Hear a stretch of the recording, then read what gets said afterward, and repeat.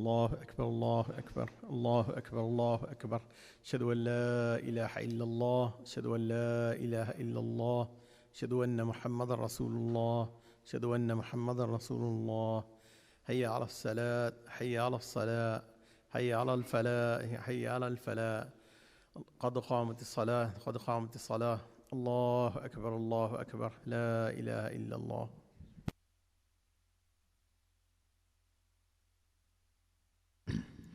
أقيموا صفوفكم واعتدلوا. الله أكبر.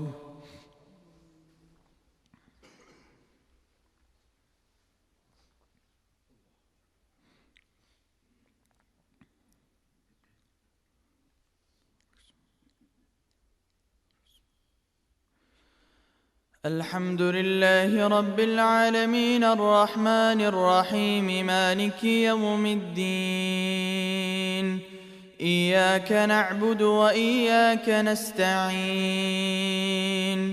اهدنا الصراط المستقيم صراط الذين أنعمت عليهم غير المغضوب عليهم ولا الضالين.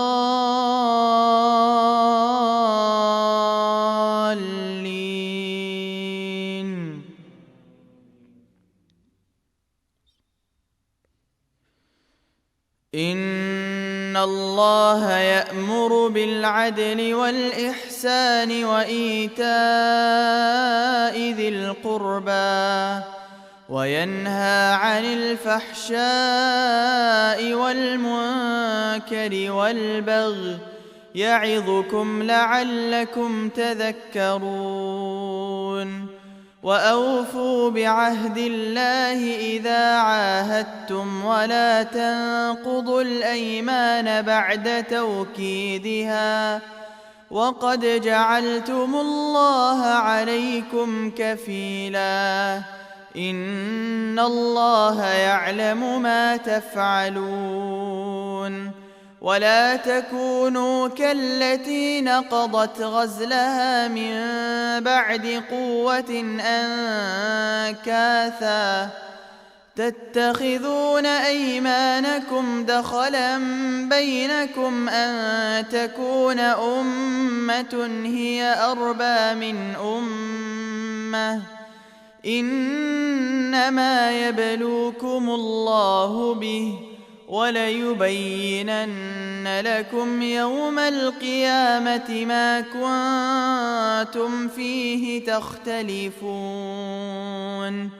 ولو شاء الله لجعلكم أمة واحدة ولكن يضل من يشاء ويهدي من يشاء ولتسألن عما كنتم تعملون.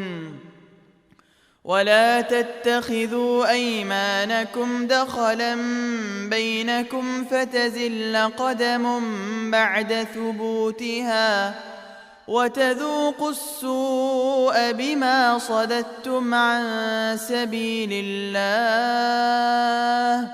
ولكم عذاب عظيم.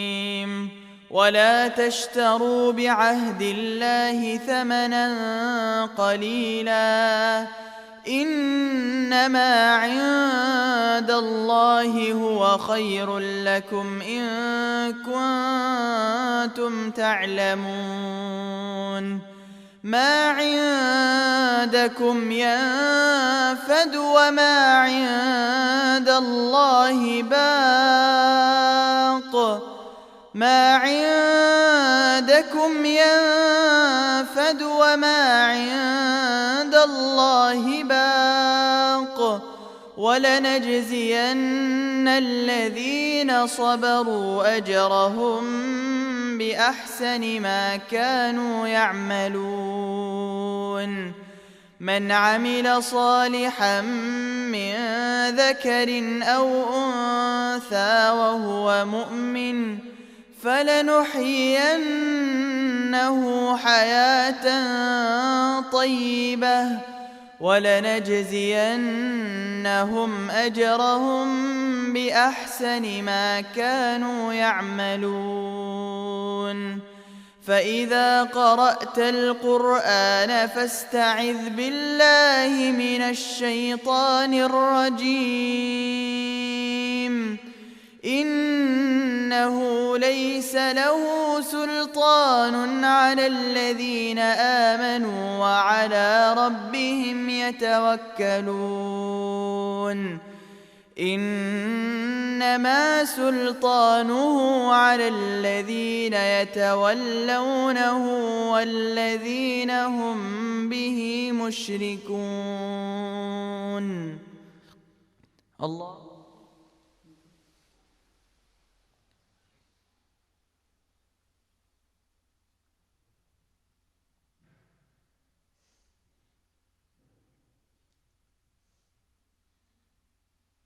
سمع الله لمن حمده.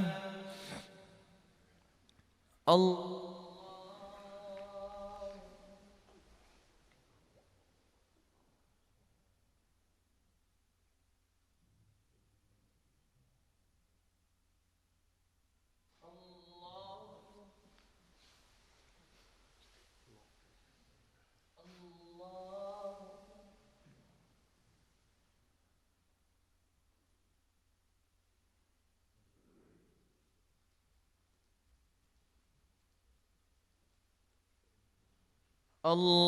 الله أكبر.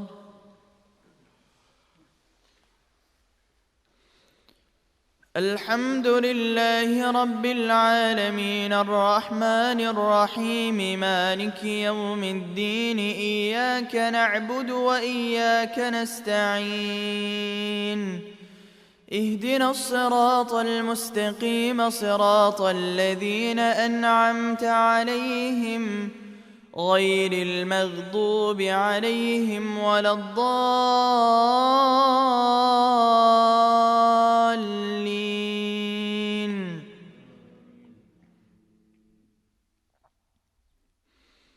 أفرأيت الذي كفر بآياتنا وقال لأوتين مالا وولدا أطلع الغيب أم اتخذ عند الرحمن عهدا. كلا سنكتب ما يقول ونمد له من العذاب مدا ونرثه ما يقول ويأتينا فردا. واتخذوا من دون الله آلهة ليكونوا لهم عزا. كلا سيكفرون بعبادتهم ويكونون عليهم ضدا. ألم تر أنا أرسلنا الشياطين على الكافرين تؤزهم أزا. فلا تعجل عليهم إنما نعد لهم عدا. يوم نحشر المتقين إلى الرحمن وفدا ونسوق المجرمين إلى جهنم وردا. لا يملكون الشفاعة إلا من اتخذ عند الرحمن عهدا. وقالوا اتخذ الرحمن ولدا لقد جئتم شيئا إدا. تكاد السماوات يتفطرن منه وتنشق الأرض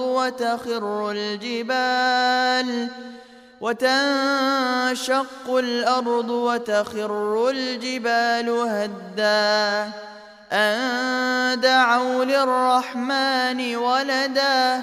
وما ينبغي للرحمن أن يتخذ ولدا.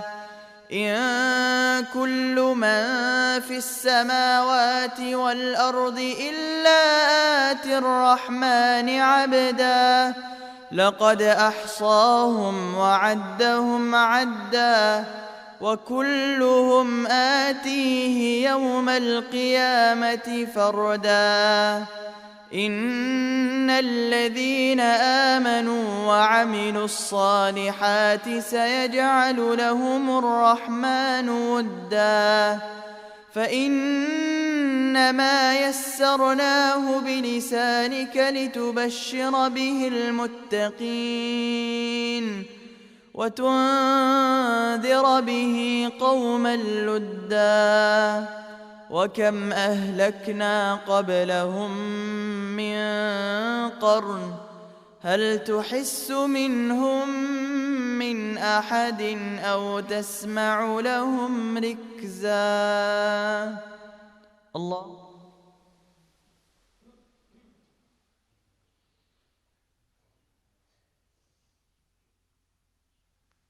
سمع الله لمن حمده الله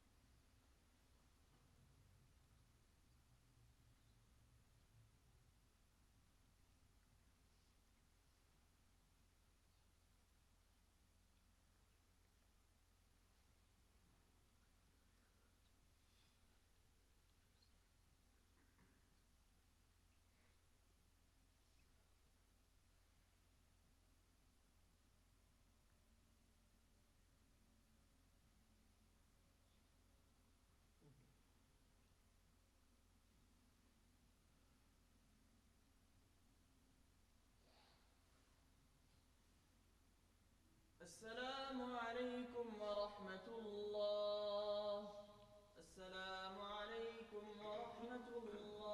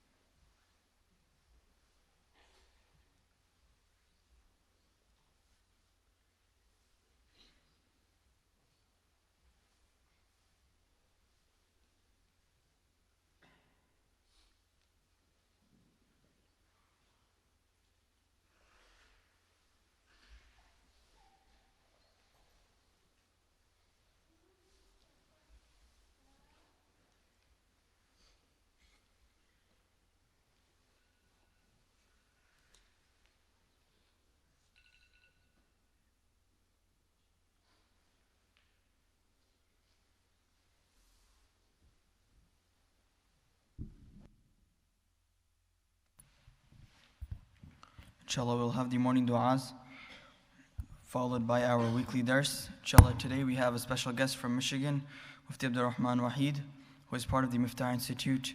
He will be sharing a few words with us, inshallah, after the morning du'as.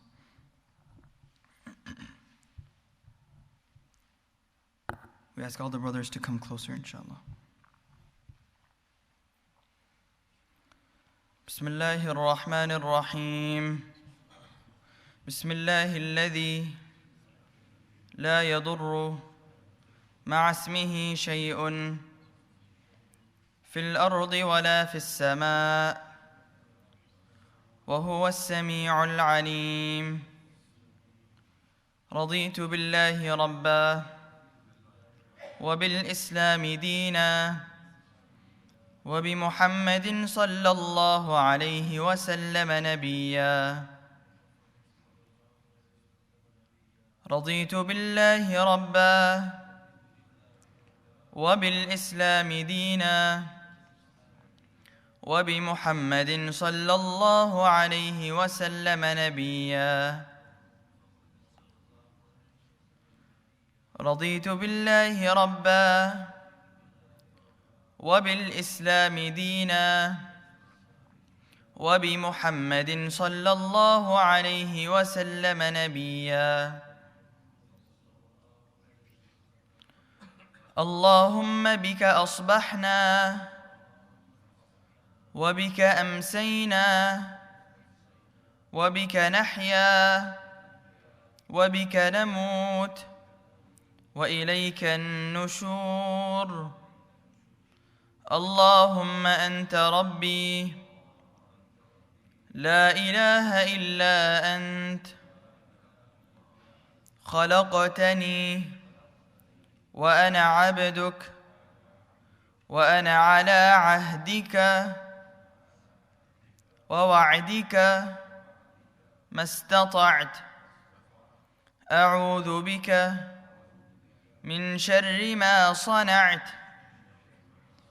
أبوء لك بنعمتك علي وأبوء لك بذنبي فاغفر لي فإنه لا يغفر الذنوب إلا أنت.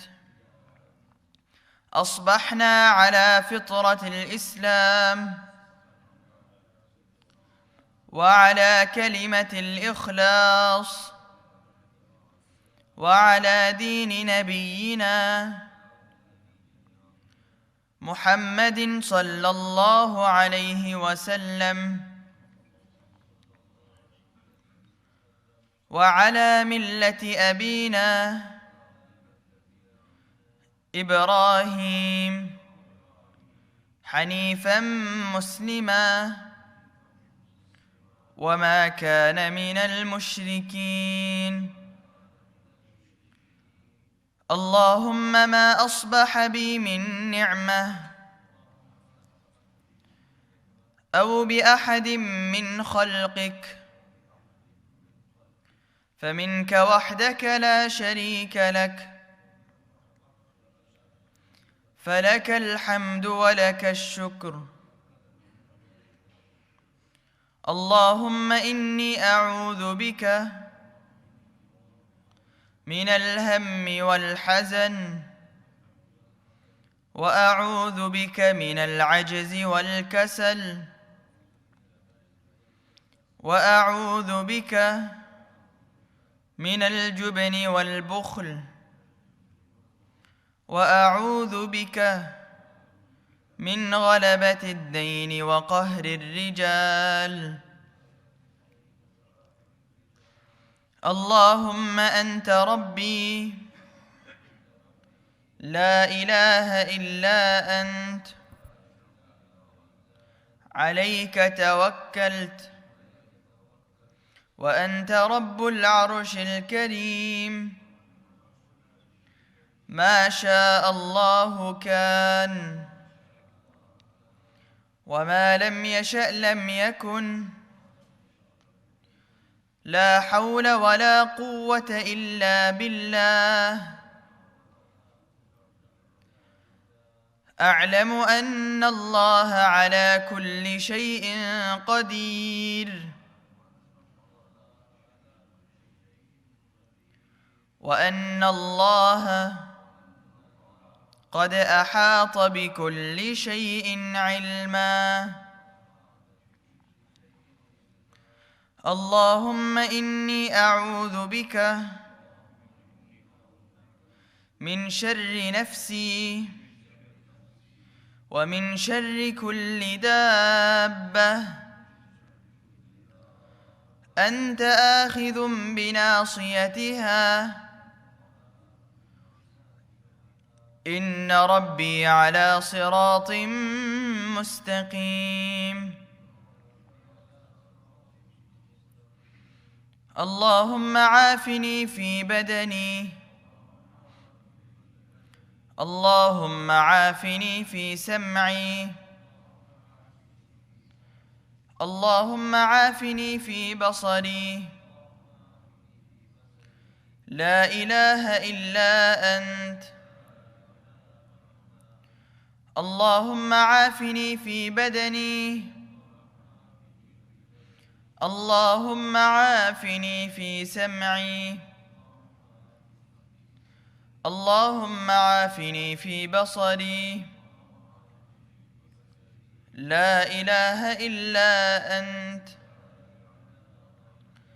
اللهم إني أعوذ بك من الكفر والفقر اللهم إني أعوذ بك من عذاب القبر لا إله إلا أنت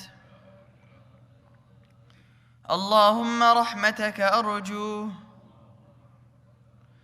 فلا تكلني إلى نفسي طرفة عين وأصلح لي شأني كله لا إله إلا أنت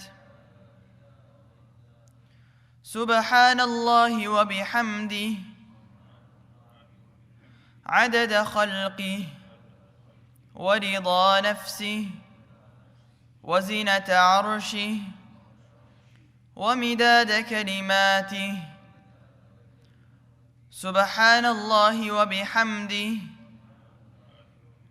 عدد خلقه ورضا نفسه وزنة عرشه ومداد كلماته سبحان الله وبحمده عدد خلقه ورضا نفسه وزنة عرشه ومداد كلماته أعوذ بكلمات الله التامات من شر ما خلق أعوذ بكلمات الله التامات من شر ما خلق أعوذ بكلمات الله التامات من شر ما خلق. Inshallah, after Mufti Abdur Rahman's talk, we will have our weekly community breakfast, inshallah.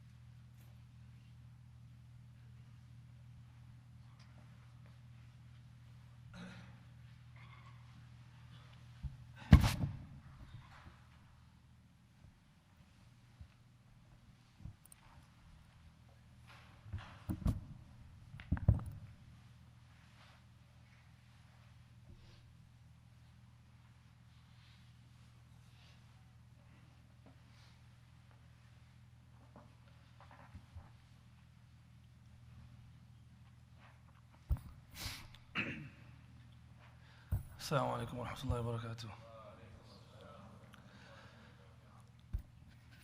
بسم الله الرحمن الرحيم، نحمده ونصلي على رسوله الكريم، أما بعد. قال الله عز وجل في كتابه العزيز بعد أعوذ بالله من الشيطان الرجيم، بسم الله الرحمن الرحيم: وآية لهم الليل نسلخ منه النهار فإذا هم مظلمون والشمس تجري لمستقر لها ذلك تقدير العزيز العليم والقمر قدرناه منازل حتى عاد كالعرجون القديم. وقال عليه الصلاة والسلام: بئس العبد عبد تجبر واعتدى ونسي الجبار الأعلى، بئس العبد عبد تخيل واختال ونسي الكبير المتعال، بئس العبد عبد سهى ولها ونسي المقابر والبلا، بئس العبد عبد عتى وطغى ونسي المبتدى والمنتهى، بئس العبد عبد رغبا يضله، بئس العبد عبد هوى يضله، أو كما قال عليه الصلاة والسلام. First of all, Jazakallahu Khair for inviting me, Mufti Minhajuddin, Mufti Azimuddin. I was in town for a day and I had the opportunity of visiting you guys over here. I am very tired, so I was thinking about speaking for 5 minutes, but Dr. Saab and Mufti Saab said that we have to speak for 20 minutes, so I'll try to give that a shot. 35 minutes, okay. So I don't know what your theme usually is after Fajr Salah, but since it's a morning after Fajr and the Imam Sahib just recited all the du'as of Sabah, just like there's du'as of the morning, there's actually ahadith of the morning as well. All the different ahadith that talk about subh. And keeping that in context, I'll just share some ahadith about subh with you brothers. The Prophet ﷺ once he said, Man asbaha aminan fi sirbihi mu'afan fi jasadihi indahu quta yawmihi فكأنما حيزت له الدنيا بحذافيرها. A person who wakes up in the morning with 3 characteristics, the Prophet ﷺ classifies this person as the king of the world, as if Allah has handed him the keys of the treasures of the world. If we have these 3 qualities. Aminan fi sirbihi. You wake up in the morning in the state of peace. Right? You get in your car, you come to the masjid, you're not hearing sounds of terror, of tyranny, of killing around you. There's no guns pointed at your head. We think of this as a very small ni'mah, but honestly, many of our elders and mashayikh, they went through this. And it is true, لا ذل لأحد أدخله ذله في النار ولا عز لأحد أدخله عزه في الجنة. The Prophet ﷺ, he said, there's no such thing as disgrace if that disgrace actually ends up taking you to Jannah. Who cares? Who cares about that disgrace? Who cares about that dhillah? Right? There was Ahmad bin Hanbal rahimahullah, who was disgraced pretty much all his life. Pretty much all his life. And he was, first of all, arrested, and then he was, usually we don't talk about the time where he was under house arrest. So there was a long span of his life under wathiq billah, where he was under house arrest. And there's a few interesting stories about him when he was under house arrest, but I'll just mention one. One time he had pain in his back, and he had an open wound. So one of his students came to visit him, and he asked him what's going on, and he said, the pain that I'm suffering from the open wound that's in my back is worse than any pain I've suffered throughout my time in jail, while I was being persecuted. While he was in jail, Imam Shafi rahimahullah, who's his teacher, sent one of his students to see his condition, but they were not allowed to see him. So that person then comes and he finds a kurta, a shirt of Ahmad bin Hanbal ripped on the floor. So he basically just takes the shirt and he goes back to Misr, where Imam Shafi is from. And Imam Shafi rahimahullah says, how was my student doing? He said, well, I couldn't see him, but I brought back a shirt of his. And Imam Shafi says, give me the shirt. And the shirt was full with blood of Ahmad bin Hanbal, because he was dragged on the streets. Imam Shafi takes the shirt, he dips it into a bucket of water, and he drinks the water. He says the blood of Ahmad bin Hanbal, and because of the sacrifice that he's going through, is much greater and higher in the eyes of Allah than my entire life. Right? So he was suffering from this wound, and his student said, well, let me try to figure out what I can do for you. So the student, after doing his research and investigation, goes to the jail, finds out what happens, and they said, look, this wound is infectious, and if we don't treat this wound now, usually what happens, the strategy of wathiq billah as a governor is, if someone doesn't die in jail, he makes sure he dies when he's home. Like they'll make sure he doesn't survive. So this wound is like that. So you have to treat the wound. You have to burn the infection. You have to burn it. We had one of our friends who went from New York to Ryland. He studied there for 5-6 years. He was a convert, and he had a cut in his toe. And he was an Ijtima in the Prindal, and he never treated the wound, and the wound got infected, and that infection led to his brain, and then he basically became brain damage. Now he's in a nursing home for the last 7 years. And next to him, where he's on, like I tell madrasa students all the time, if you want to see the value of a student of madrasa, go visit him. He's in a nursing home since that day, and around his bed is just the books of Hidayah, Mishkat, and those books, and that's all he knows. He knows Urdu. When you come see him, he loves to see you, but he can't do anything. 24/7 he's being treated because of a wound that was not treated, right?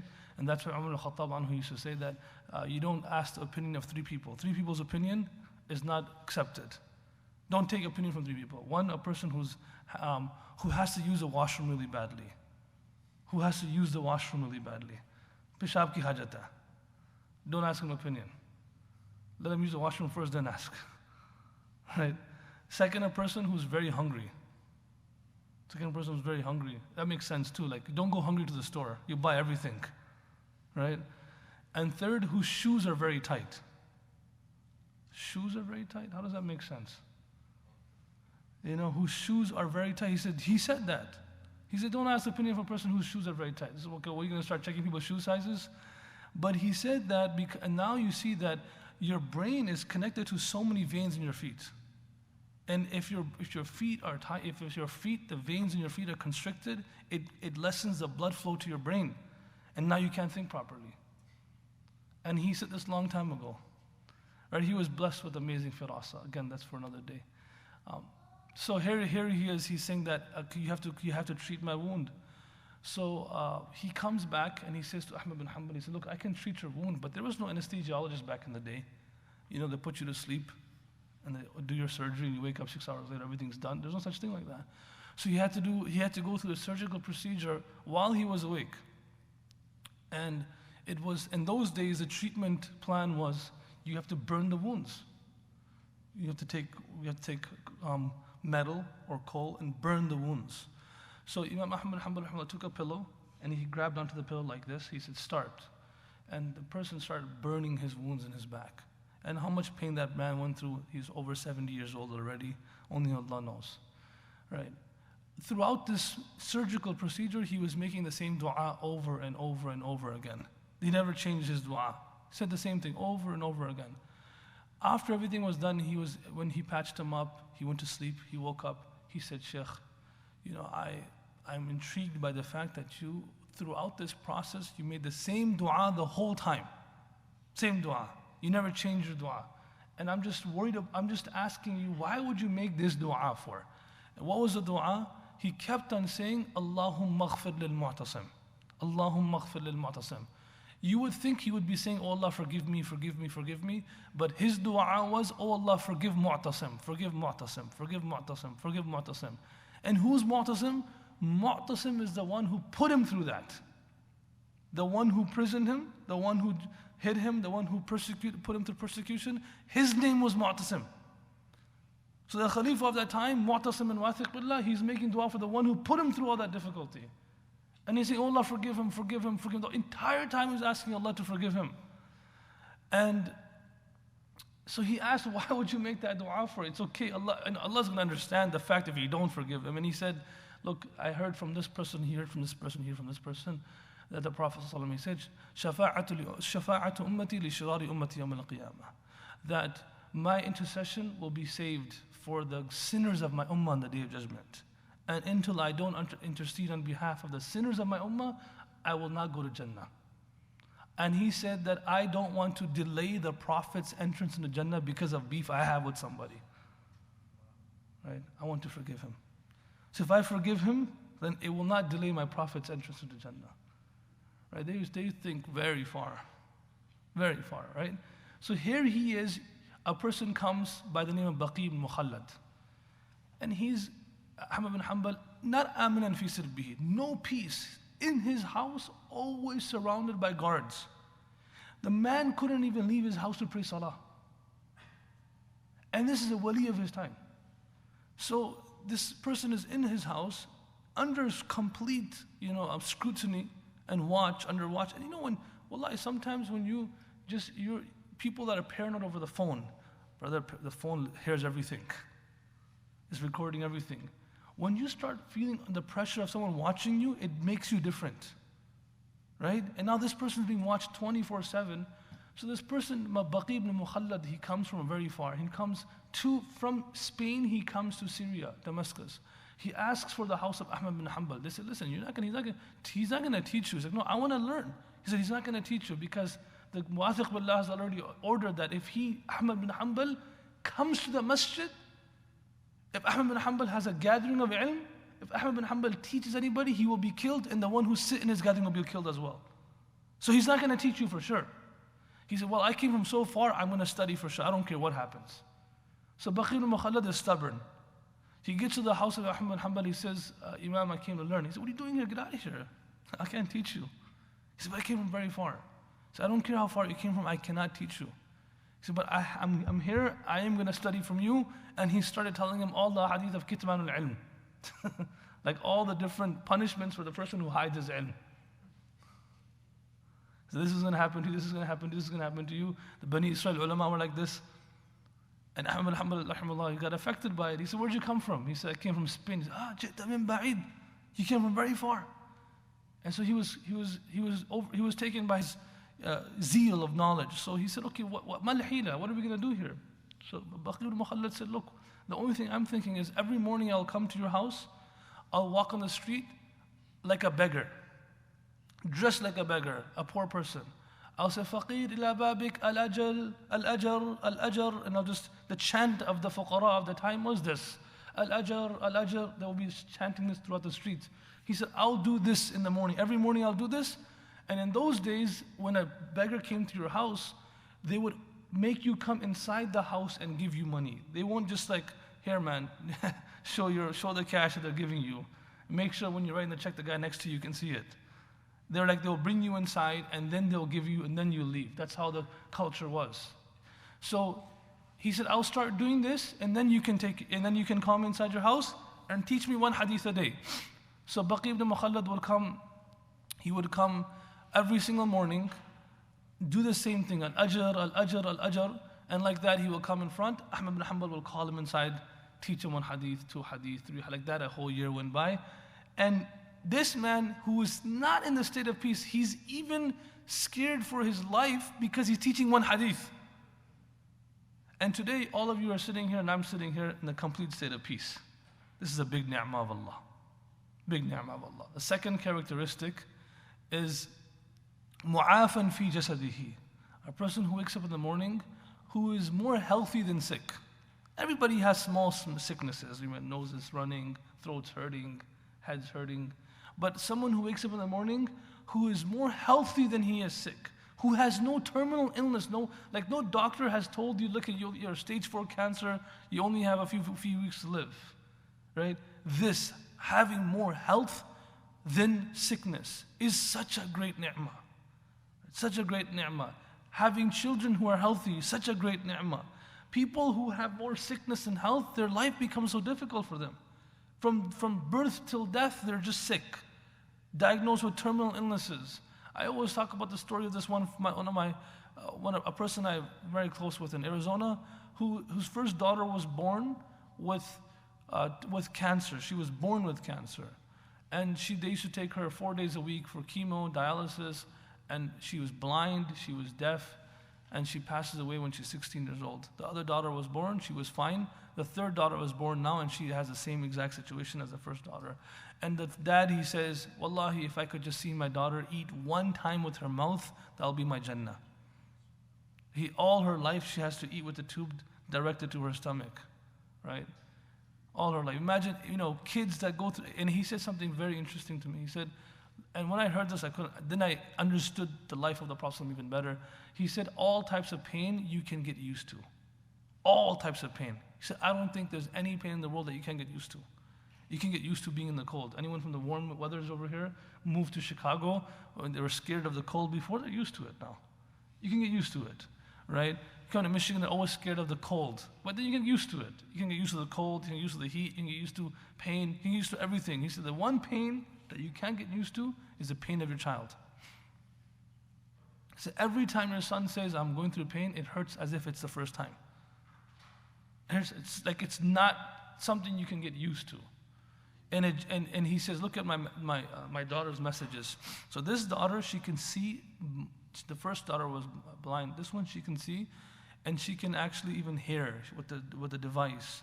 She can't speak properly, but she can type. So every morning she types a message to her dad. Dad, let me die. I'm going through so much pain. stop treating me, because if they stop the treatment plan, she may pass away. So she's always texting this to her dad. All day she's in pain. She said, my wife hasn't slept in 30 years at night because she has to feed. So this pain and I thought about what the Prophet ﷺ went through in his life, like how much pain his children had to go through that he had to endure. So this is the second thing, mu'afan fi jasadihi, a person who has more health than sickness. Alhamdulillah, all of us inshallah are like that. عِنْدَهُ قُوتَ يَوْمِهِ. The third characteristic is you have enough food for that one day. Not for 1 year, not for a 1K saving plan, or you have. So the Prophet is classifying a rich person as a person who has food for that one day. He's rich. He's wealthy. MashaAllah, you made it, brother. If you have food just for that day, عِنْدَهُ قُوتَ يَوْمِهِ.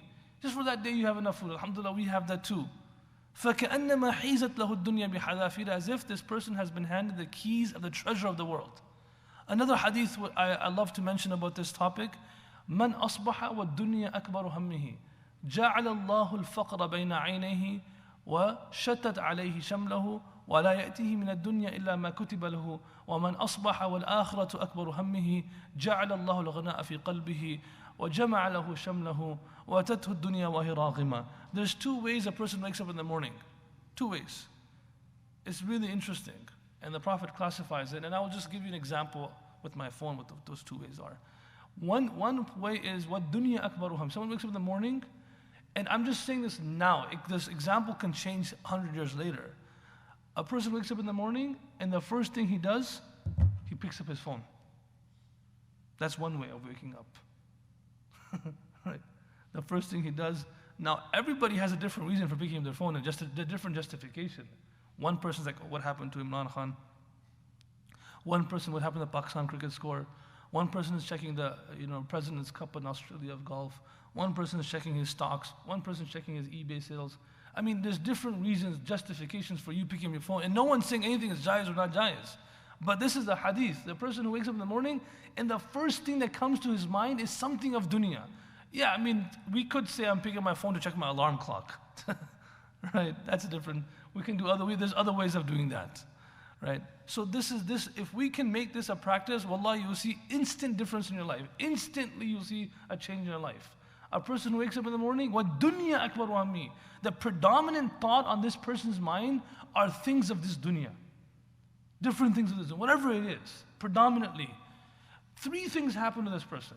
Instantly, three things happen to this person. جَعَلَ اللَّهُ الْفَقْرَ بَيْنَ عَيْنَيْهِ. Allah stamps poverty between his eyes. Meaning this person will always be in need. He's never satisfied. He's never satisfied. وَشَتَّتَ عَلَيْهِ شَمْلَهُ. And this is a beautiful, like, أَشَتَّتَ عَلَيْهِ شَمْلَهُ literally means something that was meant to be together. Like, you ever see paper you shred? The paper is meant to be together. If someone said to you, pick up the piece of paper, it's very easy, you pick it up. But then if someone tells you to pick up the shredded piece of paper, put it together, it takes much longer, plus it's inefficient, and plus you might not even be able to do it. Allah, in this hadith, the Prophet ﷺ, he's saying, a person who wakes up in the morning with the predominant thought of dunya in his mind, شَتَّتَ عَلَيْهِ شَمْلَهُ, all of his affairs will be shredded. شَتَّتَ عَلَيْهِ شَمْلَهُ, bang, like he will tear everything up, and now pretty much what is the most misunderstood and misused word in the English language, and of course in other languages, whatever the translation of that word is, it also means the same thing. The most misused and misunderstood word in the English dictionary for Muslims is busy. Busy. It is the justification for everything. It's justification for everything. Why didn't you come to the masjid? I was busy. Everyone understands. When you say I'm busy, everyone understands. Why even to not fulfilling the huquq of Allah and huquq al-ibad, if you say busy, you understand. Wife, I was busy. Dad, why don't you come early? I was busy. Even the children understand now. I'm busy, right? On Tuesday, someone texts me and says, Sheikh, I have a question, please text me back, call me, it's very important. I text him back on Friday, which is still an achievement. 3 days later, I text the person back. Of course, I was busy, so I couldn't text that person back right away. I texted him back on Friday morning. I said, Habibi, I'm sorry I couldn't reply to your text earlier. Is everything all right? He says to me that, oh, I had a question 3 days ago, but it's not relevant anymore. So Jazakullahu Khairun for replying to my text. I said, what's going on? What happened? He said, I had a question about my mother-in-law who was sick. She has passed away now. Okay? I felt so bad. Really, I felt so bad. Like, how busy can you be that you cannot be accessible for somebody else when they need you? What kind of life is that? What kind of life is that? The Prophet ﷺ was the busiest person walking on the face of the earth because busyness is subjective to the responsibility you have. A person who's just a normal worker, he's not as busy as a person who is responsible for everything. Right? But so he's the busiest person walking on the face of the earth, but he had time for everybody. He had time for everything. He had time for his kids, for his wives, for everyone. Any guests who come, at least you should have told me you're coming or taken kuch karta pehle se. Did you ever hear in the hadith the Prophet saying that? I would have done something if you just told me ahead of time, I would have prepared something for you. No, it was there, always available for you. Always available. Abu Bakr al-Anhu becomes Khalifa. He's walking in the same streets where he used to live before. Now he doesn't live there anymore, so he went to his old hood. And the small little children come to him, they see him as a Khalifa now. And they say to him, oh, Abu Bakr, before you were always nice to us and you used to come and play with us, and now you're Amir al-Mu'mineen, you're not going to have time for that anymore. And he starts crying. He says, no, I will do the exact same thing I used to do before. So what did you like of me when I used to come before? They're like, oh, we loved the way you used to milk the animals. We loved that because he used to play with them and show them how to milk animals. And he says, I'll still do that. Every morning he used to do that for the kids. It's like playing with kids in the McDonald's play place. Who has time for that now? We give them a video game, let them play. Right? So the most misunderstood and misused word is busy. I picked up my son from school one day. He's 6 years old. I said, Yusuf, how was school today? He said, Abuji, busy. I said, SubhanAllah. What'd you do in school? He said, I had class, and he's stretching every word. Like how we stretch everything. I had this and I had that. Like he was doing the same thing. So I thought about that kid, Allah is thinking about us that way. Right? So here it is. The reason why we're busy and we still don't get work done is because of this.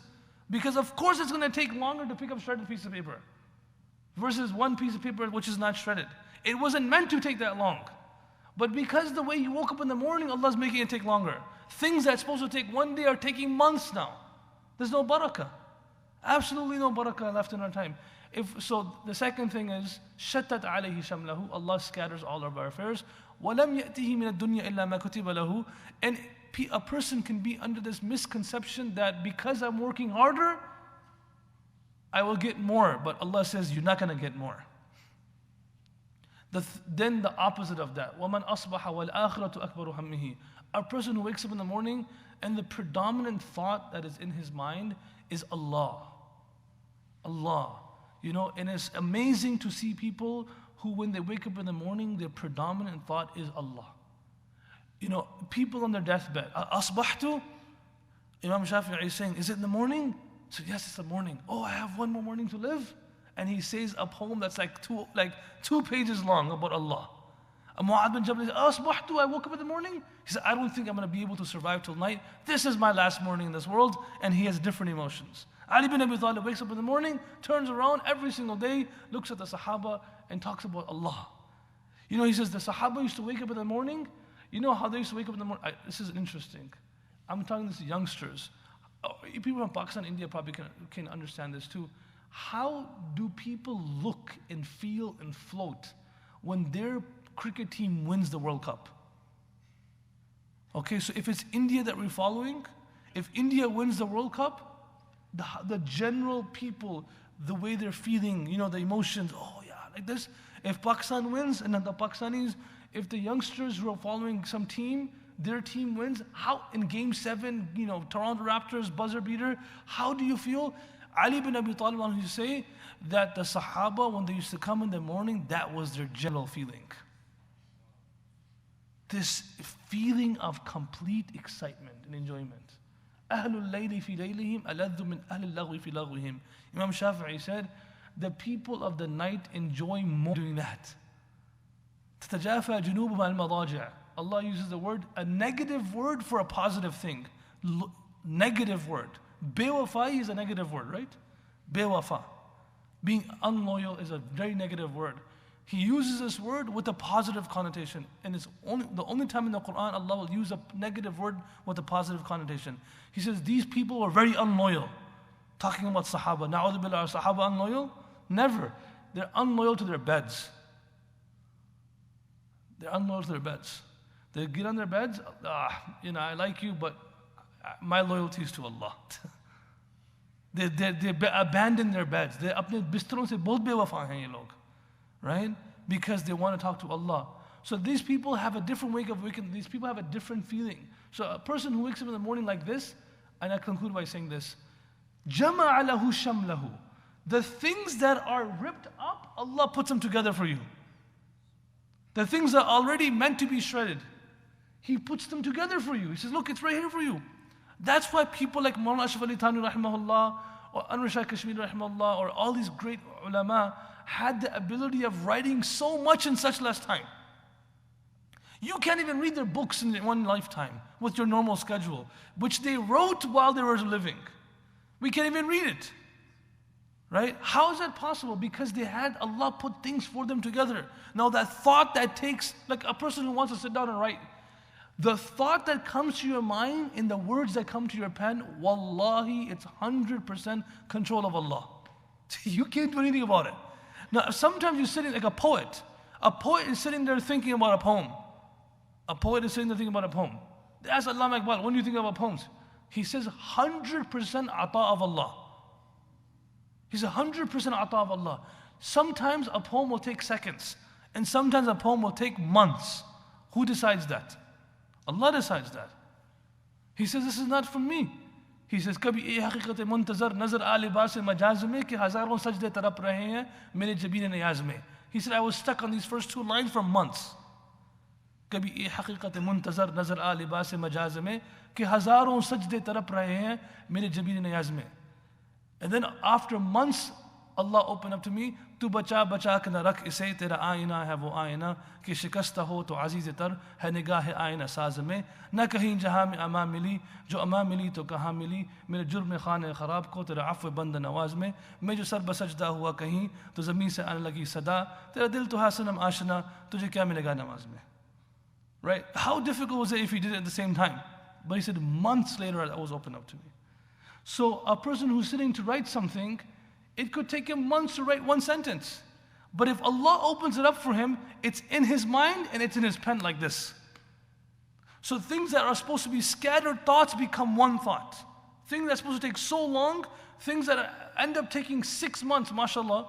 Someone from outside comes to Chicago and he sees Darus Salam, especially over here. You know, a normal person would think this probably took 30, 40 years. Quickly, it took 50, 60 years. By the time we reached here, Allah put more barakah. But we know it took very less time. Sometimes a project is lingering for 40 years and nothing happens. But sometimes Allah puts everything easy for you. Things that are supposed to take 40, 50 years become done in 10, 15 years. This is from Allah. We can't do anything about that. That's from the control. And that, if we wake up in the morning with the predominant thought of Allah, then Allah jama'a lahu shamlahu wa ja'ala Allahu al-ghina'a fi qalbihi. Allah puts satisfaction in this person's heart. This person is absolutely rich by the definition of being rich. He can live in an apartment in his entire life, but this person is rich in the eyes of Allah. Because richness is in his heart. And what's in your heart translates in your life. If you don't love somebody, wallah, you can't fake it. You can't fake it. If you don't love, go home to your wife a day where you're mad. You don't need to tell her, she sees it from your face. And if she's not happy that day, you can tell from her face. Because whatever's inside comes outside. جَعَلَ اللَّهُ الْغِنَى فِي قَلْبِهِ وَأَتَتْهُ الدُّنْيَا وَهِي رَاغِمَةٌ. And Allah gives him dunya even though he doesn't want it. Finally, according to this busy thing, Allah says, تَفَرَّغْ لِعِبَادَتِي أَمْلَأْ صَدْرُكَ غِنًى وَأَسُدُّ فَقْرًا. Allah says, and I conclude by saying this. He said, okay, so what's the remedy of being busy? Because we have work 7 days a week.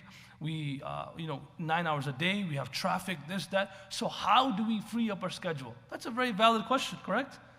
How can I get time to do things? My life is so busy. You know what I'll tell you? Sometimes people who People that fundraise, we use ayat that were not meant for money, but it was meant for time. It was not meant for money, it was meant for time. مَنْ ذَا الَّذِي يُقْرِضُ اللَّهَ قَرْضًا حَسَنًا فَيُضَاعِفَهُ لَهُ أَضْعَافًا كَثِيرًا. Who is the one who can give Allah a loan so Allah can repay him in multiple? This ayah was revealed in Mecca and was revealed to people like Bilal and Khubayb bin Khabbab. They never had money. They never had money. Seriously. So what is Allah talking about? Allah is not just talking about, we understand a concept. مَا نَقَصَ صَدَقَةٌ مِّن مَالٍ. Never ever can charity decrease your wealth. The more you give, the more Allah blesses your wealth. Just like this concept is true for money, it's true for time. The more time you give for Allah, the more He blesses your time. Right? If you don't do this, trust me, it doesn't matter how much more time you give for dunya, it's not going to be blessed. The only solution of getting more time is giving time to Allah. Because it goes against the eye level, right? Like, you have $1,000 in your pocket, you're giving $900, and someone's saying, well, you only have $100 left. And the Prophet is saying to Aisha, what is left? And Aisha is saying, oh, just one portion of the meat is left. And the Prophet is saying, no, what you gave is what is left. What you gave is what is left. Right? That's what's left. What you have is finished. Because that's not going to help you. Right? Same thing with time. With time, it's the same thing. What you gave to Allah is what you really have. That's what's going to give you more time. So that's why we, in our life, if we can make a schedule, Allah, Hadith al-Qudsi, He says, تَفَرَّغْ لِعِبَادَتِي. O my servant, take out time for me. I will fill your heart with richness, and I will close all avenues of poverty. وَإِلَّا تَفْعَلْ. And if you do not do this, this is a punishment of Allah. مَلَأْتُ يَدَكَ شُغْلًا. I will make you completely occupied. That word busy is a punishment from Allah. مَلَأْتُ يَدَكَ شُغْلًا. وَلَمَا سُدُّ فَقْرَكَ. And I will not close the avenues of poverty. Allah make us among those who understand these words. Wake up in the morning with the right sentiments in our heart, in our mind. It's all about how we think about things. Someone can look at the same thing but think about it differently, and he can have a different life, right? Allah make us among those who wake up in the morning with Allah in our minds. Allah make us among those who continue to live our life in the state of peace, with more health and sickness, with at least nourishment for that one day, because that is the definition of the King of the world, and as defined by the Prophet ﷺ. We wake up in the morning with Deen and Allah predominantly in our minds, and not the first thing that we touch is our phones. That would make our lives better. Allah will put barakah in our time. Allah will put ghina in our hearts. Jazakullahu Khairun for inviting me. Subhanallah bihamdihi, subhanakallah bihamdika. Nashhadu an la ilaha illa anta astaghfiruka. Subhana rabbika rabbil izzati amma yasifun wa salamun al mursalin. Walhamdulillahi alamin bi rahmatika ya rahman rahim.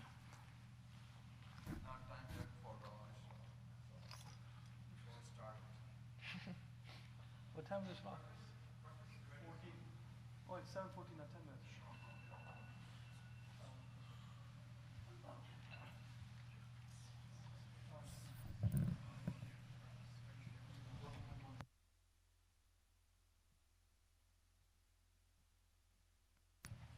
Inshallah, all brothers are requested to please head downstairs for breakfast.